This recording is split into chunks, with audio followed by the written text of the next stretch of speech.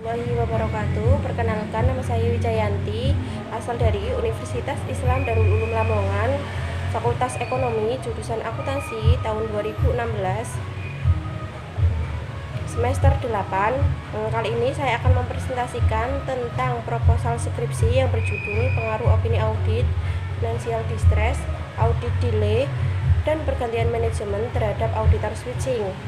Nah, kenapa saya mengambil judul tentang auditor switching? Karena saya ingin mengetahui pengaruh pergantian auditor itu terhadap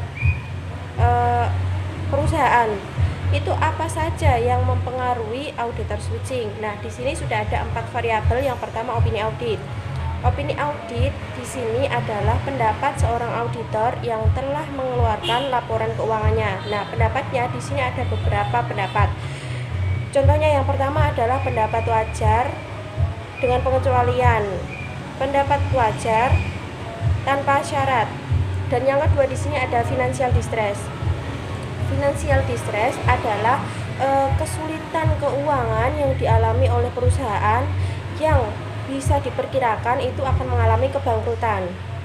Sedangkan yang ketiga di sini adalah audit delay. Audit delay adalah jumlah hari yang dibutuhkan oleh seorang auditor untuk mengaudit laporan keuangan suatu perusahaan. Contohnya, misalkan saya mengaudit tanggal 31 Desember tahun 2019. Sedangkan laporan audit itu dikeluarkan pada tanggal 2 Januari 2020. Nah, itu kan ada selang waktunya. Selang waktu itu disebut sebagai audit delay. Nah, selanjutnya ada pergantian manajemen. Pergantian manajemen ini pergantian manajemen contohnya ada pergantian CEO, pergantian direktur utama, itu disebabkan karena RUPS atau rapat utama pemegang saham. Nah, di sini saya menggunakan perusahaan manufaktur subsektor logam dan sejenisnya. Kenapa saya menggunakan sub? Karena ada beberapa sektor dari sub tersebut. Jadi saya menggunakan sub logam dan sejenisnya.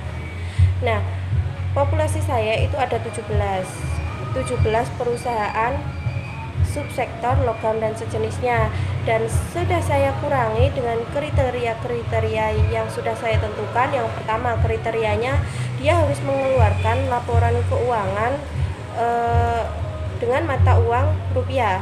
Yang kedua, dia harus mengganti auditor atau auditor switching 1 atau 2 kali itu dalam 2 tahun, yang artinya itu wajib maupun tidak wajib, mandatory maupun voluntary. Dan yang ketiga, dia harus mengeluarkan laporan keuangan setiap tahun. Jadi wajib untuk mengeluarkan laporan keuangan. Jika tidak ada 3 kriteria tersebut, salah satunya tidak ada, maka kita harus menyingkirkan salah satu perusahaan tersebut. Nah, sampel saya yang sudah saya dapatkan dari kriteria-kriteria tersebut, saya mendapatkan 10 perusahaan dengan kurun waktu 5 tahun. Saya mendapatkan total sampel berjumlah 50. Terima kasih, sekian dari saya. Wassalamualaikum warahmatullahi wabarakatuh.